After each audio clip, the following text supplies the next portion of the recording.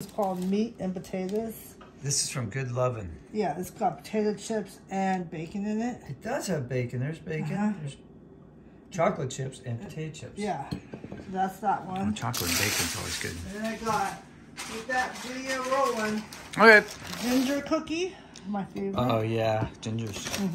I'm gonna make ginger snaps this week. Snickerdoodle. Oh yeah, you know you love those. So those are good.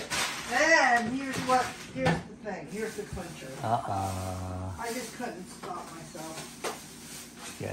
You get Assorted flavored laylocks. Laylocks. They get them from an Ambridge. Wow. They just look really good. All that for $13. Wow, yeah. Nice. They have plain ones too. Ooh, strawberry probably. Chocolate, I think lemon, vanilla. So those look really good. Very cool, baby. Yeah. Okay, wait, here. Look.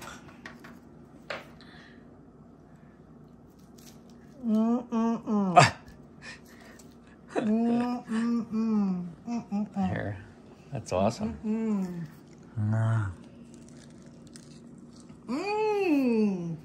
They're good. They're so good. Alright, we gotta try the bacon thing.